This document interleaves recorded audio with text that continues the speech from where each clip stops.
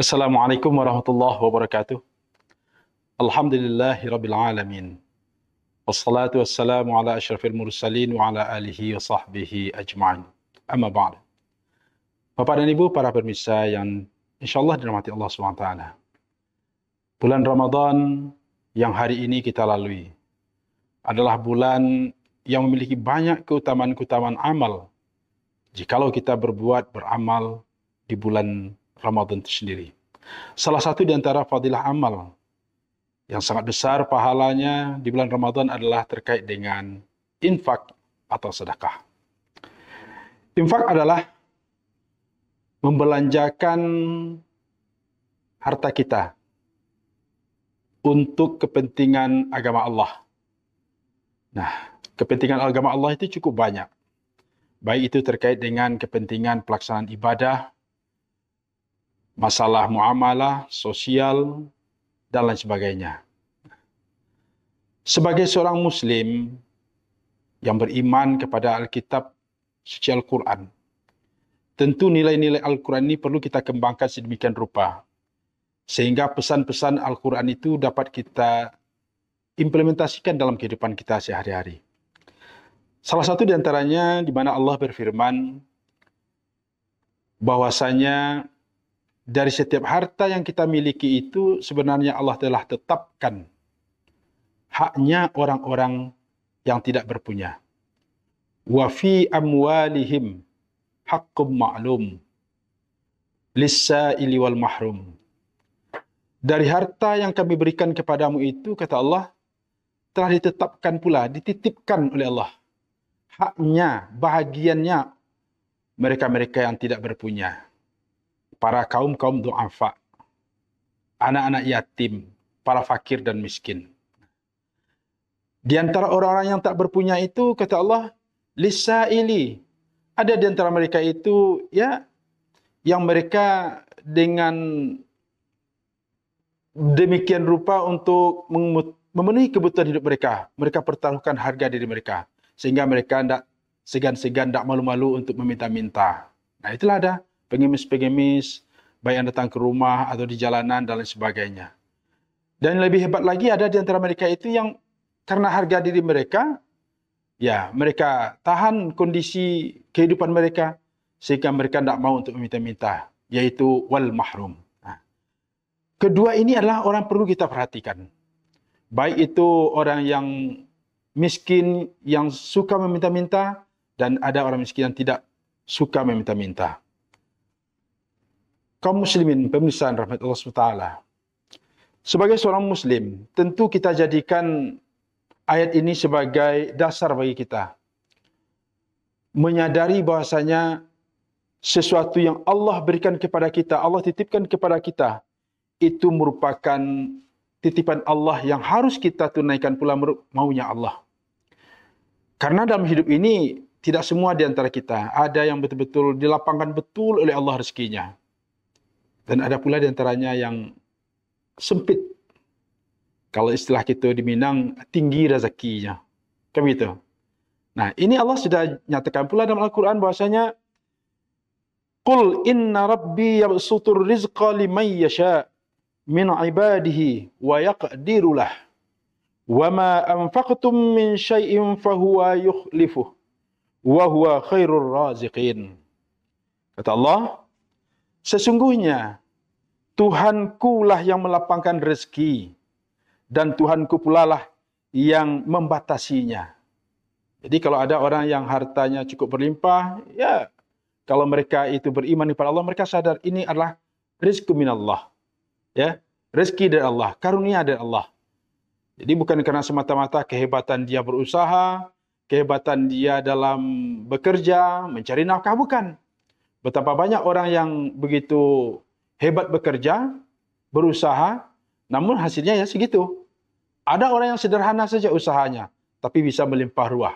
Ya, nah, jadi kondisi kehidupan kita itu terkait dengan rezeki, ada yang diluaskan Allah, ada yang lapangkan, itu merupakan ketentuan Allah. Tentu ketentuan Allah itu Allah menilai pula dari sejauh mana usaha ikhtiarnya dalam mencari karunia Allah. Nah, kemudian kata Allah, Wa ma anfaqtum min syai'in fahuwa yukhlifuh. Dan apa saja yang kamu infakkan, apa saja yang kamu nafkahkan, maka Allah lah yang menggantinya. Jadi, kalau kita memberi, membantu seseorang, ya, apakah itu fakir miskin, anak yatim, membantu kehidupan sosial, kemasyarakatan, dan lain sebagainya, ya. Nah, jangan ada sekali-kali terukir di pikiran kita. Jangan ada sekali tertanam di batin kita. Mereka yang kita bantu itu, dia akan membalas. Enggak. Ya. Yang akan membalas itu bukan orang yang kita bantu. Yang akan membalas itu bukanlah pihak-pihak yang kita berikan donasi, bukan. Tapi bagi orang yang beriman, balasan itu yakin dia Allah yang akan membalasnya. Hanya saja, ya, bisa jadi balasan Allah itu melalui orang yang kita beri, atau bisa melalui orang lain yang Allah titipkan untuk membantu, ya, mengembalikan harta, ya, membalas kebaikan kita yang sudah kita berikan kepada orang tersebut.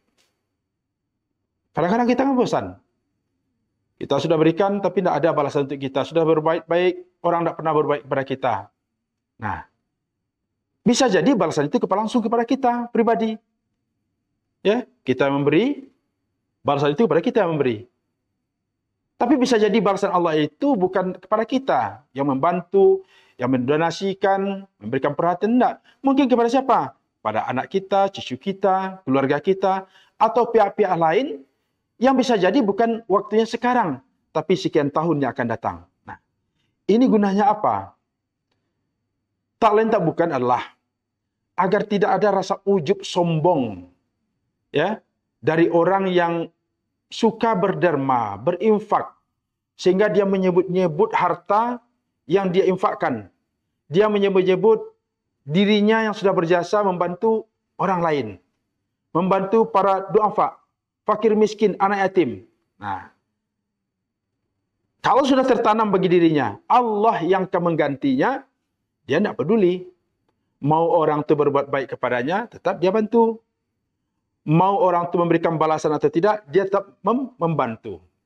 Nah, ini sebuah keyakinan yang harus tertanam dalam diri kita.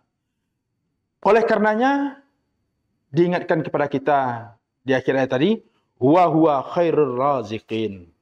Dialah Allah sebaik-baik pemberi rezeki. Karena rezeki yang Allah berikan itu, ya, bisa jadi Allah berikan kepada kita sedikit, itu yang terbaik menurut Allah untuk kita.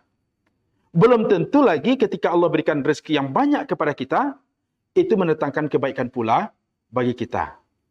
Oleh karenanya, dalam berinfak ini, dituntut sekali kepada kita keikhlasan, ketulusan kita, tanpa pandang siapa yang kita bantu, bagaimana dia dengan kita, bagaimana kita dengan dia, tidak ada. Malah terkait bantuan ini, infak ini boleh kita lakukan kepada siapa saja, ya, kepada orang-orang yang mungkin tidak seakidah dengan kita, kalau memang kebutuhan dia sangat membutuhkan. Nah, inilah dalam artian infak secara umum.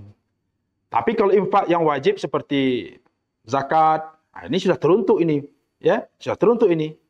Nah, tapi kalau dalam bentuk infak umum, ya silakan. Ya, karena Islam itu rahmatan lil alamin. Ya, memberikan kesejukan, memberikan kedamaian, memberikan kebaikan, kesejahteraan kepada seluruhnya. Oleh karenanya, ini perlu kita kembangkan dalam kehidupan kita. Nah, Kementerian Agama dalam hal ini mungkin sudah membuka peluang-peluang itu untuk bagaimana kita melakukan banyak hal agar kita bisa membantu, berdonasi, tidak saja kepada kepentingan agama Allah dalam artian yang khusus, membangun masjid, ya kan, bantu pesantren, apalagi madrasah, sekolah dan segala macamnya. Tapi secara umum apa? Ya, kehidupan-kehidupan duniawi yang memang membutuhkan sentuhan bagi mereka yang berpunya. Ingat sekali lagi, wa fi amwalihim haqqum ma'lum. Dari harta yang kita miliki itu, kata Allah, itu sudah Allah titipkan. Haknya mereka-mereka orang-orang yang tidak berpunya. Sehingga apa? Ketika itu kita keluarkan, bagi orang beriman, ada semacam kepuasan batin. Ada semacam kegembiraan dalam dirinya. Kenapa? Bukan masalah membantu, tidak. Tapi dia sudah mengeluarkan dari dirinya, dari hartanya, hak yang sesungguhnya bukan menjadi hak pribadinya. Tapi dia merupakan hak dari orang lain yang Allah titipkan kepada dirinya. Oleh karenanya, kaitan dengan ahli ini juga, apabila kita berinfak, bersedekah, ya kan? Allah juga sangat mengecam. Apa kata Allah? Wala tubtilu sadaqatikum bil manni wal adha. Nah, ini janganlah sekali-kali sesuatu yang kamu infakkan, yang kamu nafkahkan, yang kamu berikan membantu orang lain atau berdonasi dan segala macamnya itu kamu iringi dengan apa? Ucapan-ucapan pujian atau cercaan. Ya kan? Jangan sekali-sekali. Kadang-kadang kita membantu sedikit ceramah kita kepada orang itu, ya kalau dalam bentuk nasihat, alhamdulillah. Tapi kadang-kadang kita mencela mereka, mencela kehidupan mereka.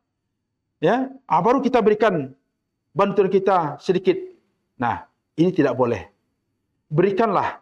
Kalau itu dalam bentuk nasihat, silakan. Tapi kalau itu sifatnya kita sudah mencela orang yang kita beri, atau memuji-muji diri kita terkait dengan infak, sedekah, bantuan, donasi yang kita berikan, kata Allah, ini akan menjadi buyar sama sekali. Ya, buyar sama sekali.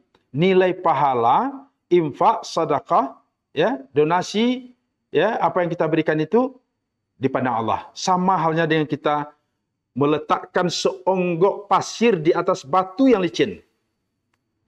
Ya, ditaruh seonggok pasir di atas batu yang licin, lantas nanti turun hujan. Sehingga pasir yang ada di batu tadi dikikis air, habis. Kembali batu dalam keadaan licin. Begitulah perumpamaannya.